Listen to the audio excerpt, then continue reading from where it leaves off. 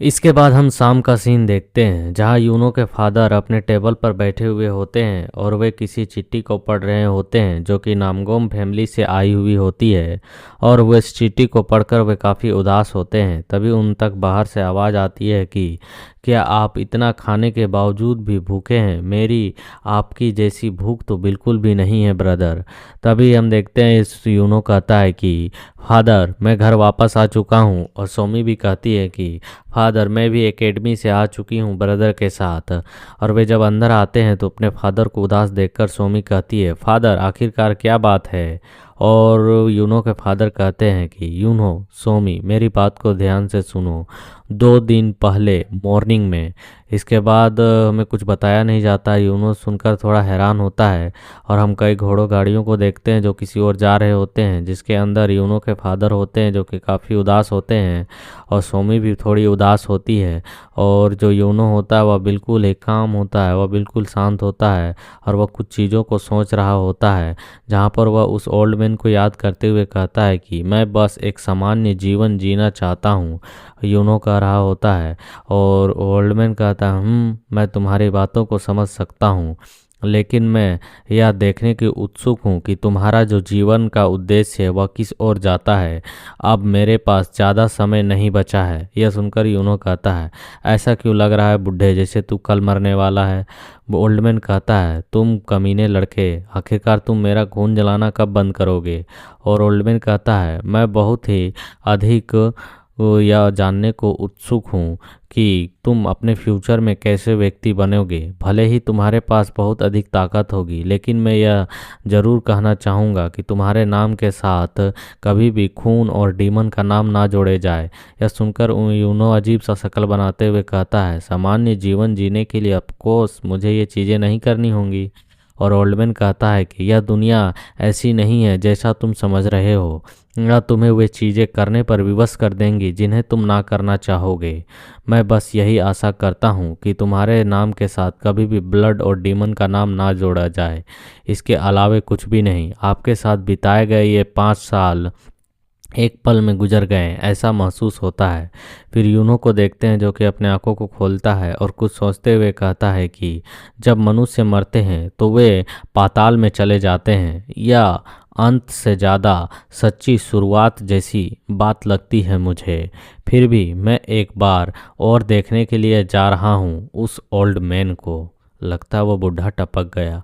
और फिर हमें उस ओल्ड मैन के सिटी का सीन दिखाया जाता है जो कि नामगोम फैमिली की गेट का बोर्ड भी दिखाया जाता है। और हम देखते हैं वहाँ कई लोग जा रहे होते हैं और उन तक कुछ आवाज़ें आती हैं, तो वह दूसरी ओर देखते हैं जहाँ पर यूनो के फैमिली की घोड़ा गाड़ी आ चुकी होती है। और उनके वहाँ पर जो गार्ड होता है उसे देखकर कह रहे थे ओह या तो जंग सिटी के हेवनली गार्ड्स हैं। और वे हंसते हुए कह रहे होते हैं सर्वश्रेष्ठ में से भी सर्वश्रेष्ठ गार्ड जंग सिटी के, वाह क्या रक्षक हैं। दूसरा कह रहा होता है हाँ, प्रथम श्रेणी की उच्च गुणवत्ता वाले ताकत के साथ। और हम देखते हैं कि वो गार्ड वहाँ पर उतर कर कह रहा होता है एक बंदे से कि हम हेवनली गार्ड्स जिन वाई हूँ जो कि जंग सिटी से उनके मास्टर और उनके बच्चों के साथ यहाँ पर आया हूँ। तभी हम देखते हैं कि वहाँ पर कोई बंदा आ जाता है और कहता है आपने मेरे इस क्षेत्र में आकर मेरी तो इज्जत बढ़ा दी। सचमुच में आपके जैसा आदमी इतनी दूर चलकर आया। हम देखते हुए आते हुए कह रहा होता है इसलिए मैं जिनयू का सम्मान करने के लिए स्वयं आया हूँ। और हम देखते हुए वह भी यूनो के फादर कहते हैं हाँ नामकुम कबीले के लीडर कैसे हैं आप। और हम देखते हैं यूनो कहता है कि जब ऐसे प्रसिद्ध फैमिली की बात आती है तो मैंने सुना है कि पारिवारिक जिले को सिर्फ व्यापारी के रूप में खारिज कर दिया जाता है, लेकिन परिवार का मुखिया सबसे पहले पिता का स्वागत करने के लिए बाहर भागा आया, उस आदमी की तरह जिसने एकेडमी में मेरे साथ खिलवाड़ किया था। वह कमीना अपने पिता की आर्थिक शक्ति से बहुत डर गया था। ऐसा प्रतीत हो रहा था, मतलब कि इसके फादर की जो पैसे की ताकत है उससे हर कोई डरता है।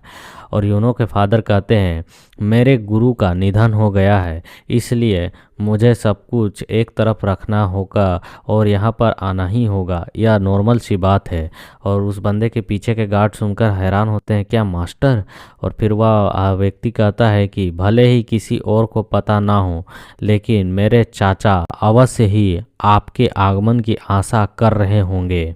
मरने के बाद लगता है यहाँ पे जो यूनो का जो मास्टर था और जो इसके फादर के मास्टर थे वो दोनों वही ओल्ड मैन ही थे। और यूनो के फादर कहते हैं, या मेरे बच्चे हैं, एक का नाम सोमी और दूसरा यूनो है। और सोमी उन्हें ग्रीट करते हुए कहता है, महान फैमिली के महान मुखिया से मिलना मेरे लिए सम्मान की बात होगी। और वह मुखिया भी कहता है, सचमुच में मेरे चाचा अक्सर तुम्हारे बातें किया करते थे कि तुम बहुत ही बुद्धिमान और ईमानदार लड़की हो, तुम्हें मेरी पोती होना चाहिए। और वह दूसरी ओर देखते हुए कहता है, और तुम यूनो हो ना, क्योंकि मैंने तुम्हारे बारे में सुना कि तुम हमारे यहाँ के मार्शल आर्ट्स सीख रहे हो, क्यों है ना? और यूनो कहता है कि मैंने नामगोम फैमिली की मार्शल आर्ट के बारे में केवल थोड़ा ही सीखा है। यह सुनकर वे गार्ड हैरान होते हैं और कहते हैं, क्या हमारे फैमिली की मार्शल आर्ट? आखिरकार एक बाहरी बंदा कैसे सीख सकता है? तभी हम देखते हैं वह व्यक्ति उन्हें शांत रहने का इशारा करता है और कहता है कि सम्मानित अतिथियों के सामने अनादर दिखाने की हिम्मत कैसी हुई तुम लोगों की? और वह यूनो की ओर देखता है, यूनो भी उसकी ओर देखता है। और फिर वह बंदा ग्रीट करते हुए कहता है कि मुझे माफ़ करें, वे नहीं जानते हैं कि आपका सम्मान किस तरीके से करना चाहिए। मैं उन्हें ज़रूर अच्छे तरीके से सिखाऊंगा। यूनो के फादर कहते हैं कि नहीं, मैंने मास्टर से विनती की थी कि वह इस चीज़ को सीखने की अनुमति दें ताकि मेरा बीमार बेटा थोड़ा मजबूत हो सके, बल्कि मैं ही वह हूँ जिसे यह समझना चाहिए। और फिर हम देखते हैं वे दोनों अंदर जाने लगते हैं और वह बंदा कह रहा होता है कि वैसे भी आप बहुत दूर से आए हैं तो मैं आपकी सेवा खुद करूँगा। और वे सभी अंदर चले जाते हैं। हम आसमान को देखते हैं। फिर हमें एक बंदे को दिखाया जाता है जो बहुत ही अजीब तरीके से इधर उधर कुछ चीज़ों को सूंघ रहा होता है, रेप्टाइट। और वह फील करके कहता है, यहाँ पर एक योकाई की गंध आ रही है। और वह सामने की ओर नामगोम फैमिली का सीन देखता है और हमें उस ओल्ड मैन का फ़ोटो दिखाया जाता है जो कि टपक चुका है और उसके यहाँ पर अगरबत्ती लग चुकी है और उसी के फ्यूनरल पर सभी लोग आए हुए हैं। और फिर हम देखते ही उन्होंने उसे बहुत ध्यान से देख रहा होता है और कुछ अजीब सा रिएक्शन देता है, शांत होता है। और वह कहता है कि मैंने सोचा था यह जगह शांत होगी, लेकिन यहाँ काफ़ी भीड़ भाड़ है। सोमी कहती है कि ना केवल 9 गुटों और 5 महान कुलों के लोग यहाँ पर आए हैं, बल्कि यहाँ तक कि बाहरी ताकत वाले संप्रदाय के लोग भी यहाँ पर आए हुए हैं, यानी सेक्ट के लोग। यूनो कहता है, आप इतना कैसे जानती हैं? सोमी कहती है, मैंने उन सभी को कई बार पिताजी के साथ बातचीत करते हुए देखा है और उनकी जानकारियों को पढ़ा है। यूनो कहता है, इम्प्रेसिव, इस लड़की को काफ़ी जानकारी है। और यूनो के फादर कहते हैं, मुझे उन लोगों से बात करने के लिए आगे जाना होगा, इसलिए तुम सभी तब तक खाना खाओ और मेरे बारे में चिंता मत करो, ठीक है? और तुम सभी घूमो। सोमी कहती है, ठीक है पिताजी। और यूनो दूसरी ओर जाते हुए कहता है, मेरा सर दर्द दे रहा है, इसलिए मैं इसे हल्का करने के लिए थोड़ा बाहर जा रहा हूँ, मेरे लिए कुछ मांस के टुकड़े लगा कर रख देना, ठीक? और यूनो की सिस्टर कहती है, ठीक है ब्रदर। उसके बाद हम एक बंदे को देखते हैं जो शराब पीकर टेबल पर रखता है और वह गुस्से में कह रहा होता है, मैं इस जगह पर रह रह कर पागल होता जा रहा हूँ, सचमुच में यह जगह मुझे गुस्सा दिला रही है, मैं यहाँ पर ऊब चुका हूँ इस तरीके के चीज़ों को अटेंड करके। और दूसरा बंदा कहता है, अगर हम खाली सीट पर, यहाँ पर जो हमारे यहाँ एक खाली सीट है वहाँ पर एक महिला बैठा दें तो वह काफ़ी इंटरेस्टिंग होता। दूसरा कहता है, लेकिन वह एक सुंदर महिला होनी चाहिए, तभी हमारा मन बहलेगा। तभी वह बंदा जो सांड की तरह होता है वह दूसरी ओर देखता है और उसकी नज़र सोमी पर जाती है जो कि टेबल साफ कर रही होती है अपने और अपने ब्रदर के बैठने के लिए। तभी वह दूसरा सांड हंसते हुए कहता है कि मैं वह सीट भर दूंगा एक अच्छी महिला से। तभी वहाँ चिल्लाने की आवाज़ आती है और हम देखते हैं वह सोमी के हाथ को पकड़ लेता है। सोमी कहती है, मुझे जाने दो, मेरे हाथ को छोड़ दो, आखिरकार तुम्हारे साथ गलत क्या है? क्या तुम पागल हो? ऐसा क्यों कर रहे हो? और हम देखते हैं वह मोटा सांड कह रहा होता है, तुम इतने कटीले दिख रही हो, मुझे अच्छा लगेगा अगर तुम मेरे साथ बैठकर कुछ अच्छी बातें करो। जहाँ तक बात रही आपकी मना करने की, तो मैं उतना भी बुरा आदमी नहीं हूँ। और यह कहकर वह सोमी के हाथ को दबाने लगता है। तभी हम देखते हैं उसे पीछे से आवाज़ आती है कि तुम सुअर के टट्टी, आखिरकार तू ऐसी बेशर्मी हरकत इस फ्यूनरल पर कैसे कर सकता है? और हम देखते हैं सुनकर वह बंदा पीछे की ओर मुड़कर देखता है और यूं सोमी कहती है, ब्रदर। और वह कहता है कि अच्छा, तो तुम इसके भाई हो। और वह कहता है कि आखिरकार तुम क्या हेवनली तलवार के मालिक हो जो तुम मुझसे इस तरीके से बात कर रहे हो? यूनो यह सुनकर उसकी ओर देखता है और कहता है, ठीक है, अगर मैं कहूँ हूँ तो तुम क्या कर लोगे? क्या तुम इस क्वेश्चन को पूछकर अपने लिए परेशानी खड़ा नहीं कर रहे हो?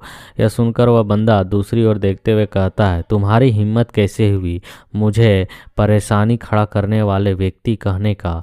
मतलब कि मेरी एक तरह से अपमान करने का? तुम ऐसा कह रहे हो जो कि पेंग, नॉर्थन पेंग फैमिली का यंग मास्टर है, उनका बिग सन है, उससे तुम इस तरीके से रूडली तरीके से बात कर रहे हो? और हम देखते हैं सोमी बहुत ही घबराई होती है और उस तक आवाज़ आती है, मैं बस उससे एक पल के लिए बात करना चाहता हूँ, इसलिए सोमी तुम थोड़ी सी दूर हो जाओ। और हम देखते हैं सुनकर वह सांड गुस्सा होते हुए कहता है, भले ही तुम यूनो हो और तुम जंग सिटी से बिलोंग करते हो और तुम जिन यू के बेटे हो, लेकिन तुम अपने बहन के व्यवहार को देखकर यहाँ कुछ गलत समझ रहे हो। मैं विश्वास के साथ कह सकता हूँ कि तुम मुझे जिस तरीके से जंगली कहा है, तुम इसके लिए पछताओगे। मैं तो बस उस प्यारी सी लड़की से थोड़ी सी बातें करना चाहता था। और यह कहकर वह अपने सर को यूनो के सामने ला देता है और कहता है, मुझे लगता है कि यूनो को मेरा अपमान करने के लिए मुझसे माफ़ी मांगनी चाहिए, जो तुमने शब्द मेरे लिए यूज किए हैं। और हम देखते हैं उसके पीछे बैठे दो साथी कह रहे थे, हाँ यह तो बहुत ही फनी है, वह मुसीबत में है।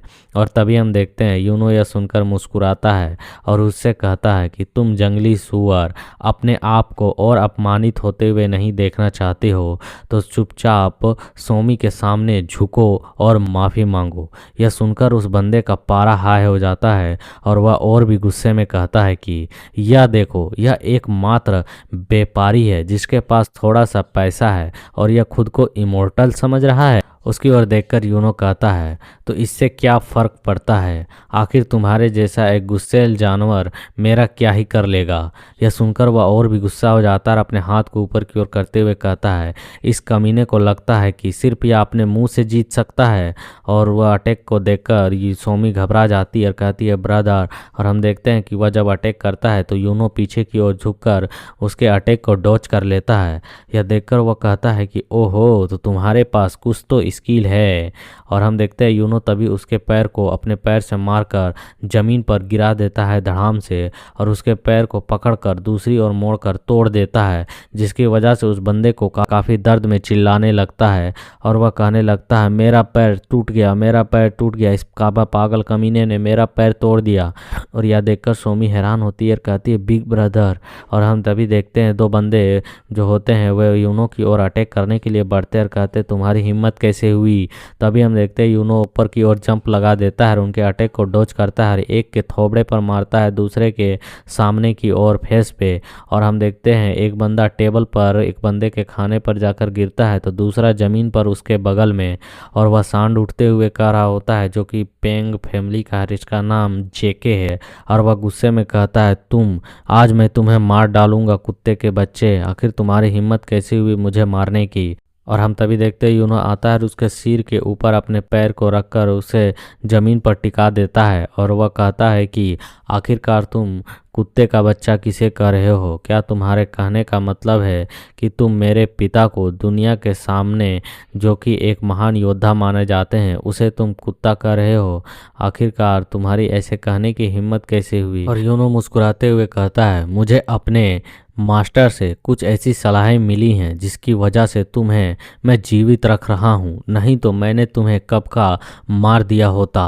और हम देखते हैं वह बंदा गुस्से में चिल्ला रहा होता है। तभी वहाँ पर कोई आता है और कहता है, आप आखिरकार ये क्या कर रहे हैं? और ये नामगोम फैमिली का गार्ड होता है जो यह देखकर हैरान होता है और वह कहता है एक और बंदे की ओर देखकर, मो यूंग सू यह घायल है।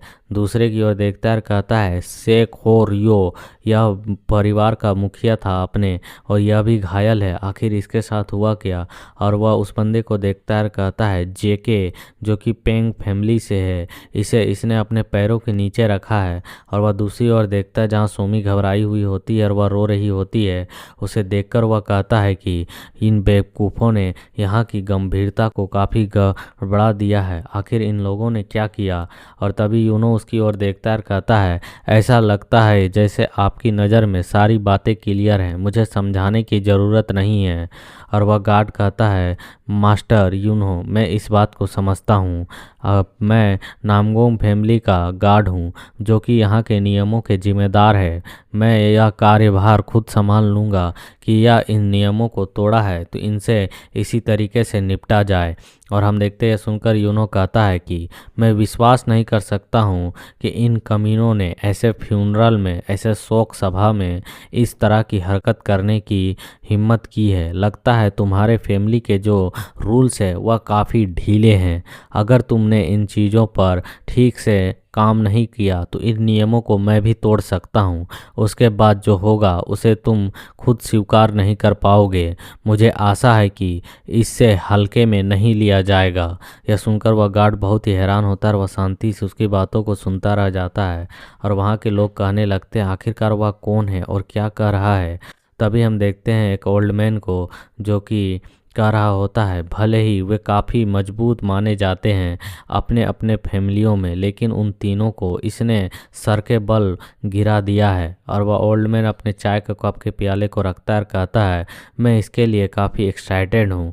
फिर हम दूसरी ओर देखते हैं जहाँ यूनो सोमी के हाथ को देख रहा होता है और सोमी कहती है, मैंने उनसे अच्छे तरीके से कहा कि मैं जाने नहीं चाहती हूँ, लेकिन वह ज़बरदस्ती मेरे हाथ को पकड़कर मुझे ले जा रहा था। यूनो कहता है कि आपको कुछ दिनों तक यह दर्द होगा, लेकिन दवा लगाने से यह ठीक हो जाएगी। और तभी यूनो तक आवाज़ आती है, होई क्षमा करें, क्या इस बूढ़े व्यक्ति के लिए तुम्हारे पास कोई सीट है? यूनो उसकी ओर देखता है, ओल्ड मैन भी उसकी ओर देखता है और यूनो की नज़र उस पर, उसके कमर पर लटकी धागे की ओर जाती है, जिसे देखकर यूनो कहता है, इस पे 8 गांठें लगी हुई हैं और घिसे पीटे कपड़े पहने हुए हैं, ज़रूर यह व्यक्ति। और यूनो कहता है कि कई नज़रों में बीच में एक स्पेशल नज़र थी जो मुझे परेशान कर रही थी, तो यह इस ओल्ड मैन गे बेंग की नज़र थी, है ना? और हम देखते हैं सुनकर वह हंसने लगता है और कहता है कि मुझे क्षमा करे, यह बूढ़ा आदमी बस मजाक कर रहा था, ज़्यादा कुछ नहीं। और इसी सीन के साथ यहाँ पर ये कंप्लीट होता है।